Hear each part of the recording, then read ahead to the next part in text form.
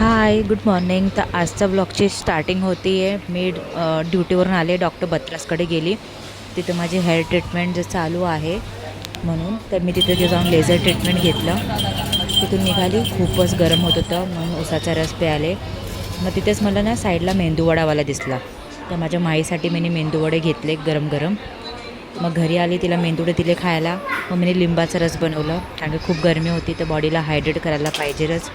तर लिंबाचा रस बनवली, पियाले लिंबाचा रस बनवून मी थोडा टाईम माझ्या मम्मीकडे गेली होती. मग तिथंच मी जेवले आज, म्हणून मी काय घरी आज बनवलं नाही जेवायला. मग तिथून मी आली. मग मी हेअर केअर केला, कारण की आज हेअर ऑइल करायचं होतं. तर मी केसांमध्ये चांगलं एकदम असं ऑइल मसाज केली, ऑइल लावलं. मी ना कोणतं यूज करते ऑइल तुम्हाला सांगते. मी फॉरेवरचं ब्रिंगराजचं ऑइल यूज करते.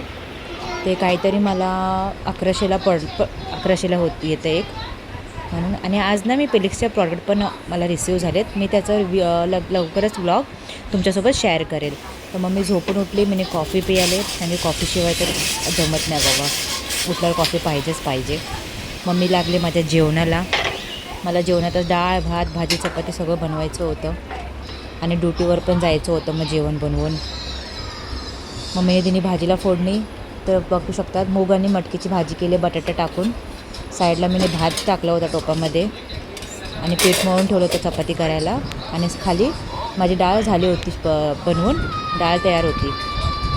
तर सगळं झालं. मग मी निघाले ड्युटीसाठी डबा भरून. ड्युटीला आले तर आंटी तारक